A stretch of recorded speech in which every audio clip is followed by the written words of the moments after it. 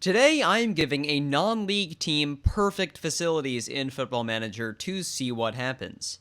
Will their facilities be able to help them rise all the way up to the Premier League, or will it fail spectacularly?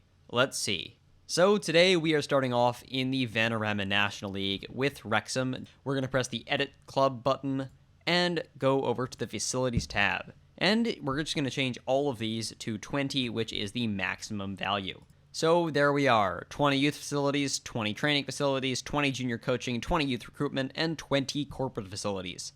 All of these are very, very good and very high. So we're going to save, and let's run to the first year in. So here I am at Wrexham, and they did not get promoted, coming in 12th. So let's take a look. Here are the finances. If we look at the spending, it looks like youth expenditure definitely went up. So that's probably due to us giving them a more advanced youth setup, so that could have hurt them a little bit.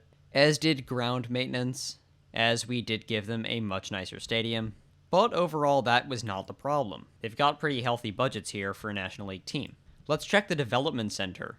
Alright, here we go. We actually have some really, really good players here. Even though they had a poor intake, which is not great, they do have some really good prospects that were generated here. This guy, Kristen Gabadon, he looks fantastic for a National League player. Already at 2.5 stars. And they have a bunch of other people here who also look really good. Reese Davies as well, 2 stars. Looks really good. 19 determination. He'll be someone to look into. I didn't think about it, but this is going to be a time to watch the Welsh team. Just Wales as a national team, because if all of these incredible prospects of coming through, all of these could become one of the club's best players. We see this constantly showing up. So this is definitely a time to look into it. They do expect promotion by winning the league next year, so let's see. Did they accomplish it? What happened with the youth players? Let's go a year ahead into the future. And again, Wrexham placed 5th, just missing out on promotion. Did not make it to the playoffs. Won in the first round, but lost in the semifinals. Finances are still looking very healthy. Let's take a look at that dev center. Alright, there are some more incredible young prospects here. This guy's new. He's rated as the highest prospect. Oh, he looks really good. Already 17 tackling, 16 determination, 16 bravery at just 15 years old. He is going to be a superstar for them later. If we want to look at maybe in the player squad, sort by age, they do already have a few of these people in the starting lineup. We'll look at Kristen Gavin. He didn't play any games, but he has improved. Owen here also looks fantastic, 2.5 stars. Going to be really good. We're going to want to keep an eye on these players, especially with those transfer values. Nothing to note here. Their facilities, training facilities have actually dropped down one. That'll happen over time, but the rest of them are still 20s. And they have already lowered their youth category to category 2, likely because of the cost. That's really, really expensive. So let's come back in 5 years and see what happens. Here we are at Wrexham, and there we see some progress there in League 1. Since we last saw them, Wrexham got promoted in the very next season, then promoted again the season right after that in League 2, and have been in 9th place in League 1 since. So going into the next year, they'll have a strong foundation.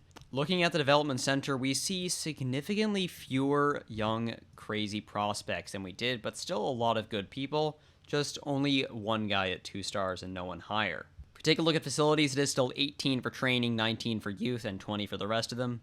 Still a poor intake, though. Let's take a look sorting by age in the first team. Any of those players that we liked the look of. Reese Owens, we know we saw. He made 1 appearance for them last year. Oh, nope, that was actually 3 years ago at this point. And he did have a loan spell in the Welsh Premier League, but nothing special. He doesn't look quite that good anymore. Guess some of those players did get sold. Let's look at trained at club players. They definitely have a lot of them. So they are making heavy use of their developmental squad. Rest of them not so much. Maybe sort by transfer value and looked at the highest value trained in club player. Gary Wandless. He only made 1 appearance, alright. But he does look fantastic, and the valuation definitely represents that. Oliver Owen, though, 134 appearances, trained at club. He looks excellent. There we go. Started his career at Wrexham, then did a loan move down to the Vanarama North, then finally started playing for the club, doing a great job, it looks like. 134 appearances, there we go. That is a type of player that you really want coming out of your youth team. Got a huge valuation, big contract, going to be huge for the club. We'll keep an eye on him. Luke Plange as well, striker, homegrown at club, very good. Neil Powell, he's actually wanted by Crystal Palace, so there's definitely some interest in him. 19, very good, has gotten a few appearances on loan. Neil Hoskins gotten some appearances for the first team as a winger, looks very good. There's a lot of that. This could be a all-Welsh first-team squad. But Wales's competition ranking has not gone up throughout this time. In fact, it's fallen quite drastically from 17th to 46th. They do have 3 players in the Welsh U18 team, 4 players in the under-19s, 1 player in the under-20 squad, 3 players in the U21s, and no one in the senior squad. I'm assuming it's just not this cycle for it. Only 3 guys from TNS. Well, we'll keep an eye on that. Finance is still looking strong. Let's take a look at the transfers. Did any of these people go in or out? There we go. They sold a lot of players that year. Reese Davies, we saw him be big. Okay, so they did actually start selling their youth players, which is hard to justify when you have such good facilities to not do that. So let's take a look. Here seems like the first year where they started doing it. Sold Owen Lear Atkinson. We saw him earlier. He looked fantastic. Oh, they sold him. He looked so good. He played a lot for them in the National League and League Two. They sold him to Aston Villa for £325,000, where then he played a full season in the Championship, scoring 11 goals. It's back at Aston Villa for the next year. We'll have to keep an eye on him because he looks very good. They should have gotten so much more money for him. That is such a steal. He's now worth £48 million. I hope that deal has some sort of selling contribution or something, because if it doesn't, they've absolutely been robbed there. If we go to the next year, they are seemingly a selling club at this stage. They sold Reese Davies to West Ham. Again, now worth a minimum of £28 million. They've been robbed here. He's at Rangers on loan. Will Maxwell, another person. Did he come through their youth squads? No, yeah, he did. They just loaned him out for 1 year. Sold to Stoke for £1.3 million. A more acceptable price, still not nearly enough. This guy looks fantastic. Worth now £8.2 million. Rodri here, 18, looks really good. They got to stop selling these people. He actually made an appearance in the Premier League last season, coming in for £450,000. They need to start not selling these people. These people could be tearing it up in League One. Some other guys who clearly weren't as good and not doing as well. They're filling up some of the Welsh teams that they have affiliates with. I don't have them loaded, so we're not going to be able to look at those, but still, that's a real shame. If they keep doing that, I don't believe they're going to rise further than League One. They need to stop selling these youth players. But I can get how it's really tempting. They need to bring the money in. I'm assuming that's where all of these spikes of profit came from for the first time ever, is when they're finally getting some money in from selling players. And they, of course, need to pass FFP as well. All right, let's keep going. All right, here Wrexham is playing. Oh, they're in League Two. They've been bouncing up and down for the past few seasons. Too good for League Two, not good enough for League One. Finances still looking strong, so that's not the problem. They have downgraded their training facilities or not upgraded them. Youth facilities still at 18, though.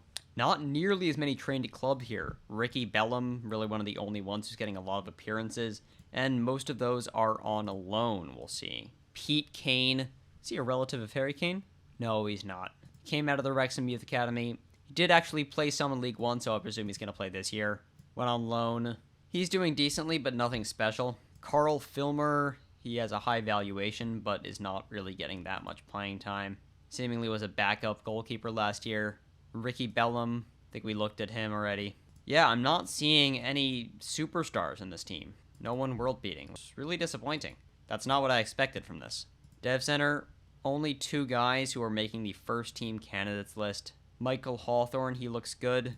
And Alex Aladvon, he looks good too. Keep an eye on them. Who are the very early players that we wanted to keep an eye on? Let's go back to the transfer history.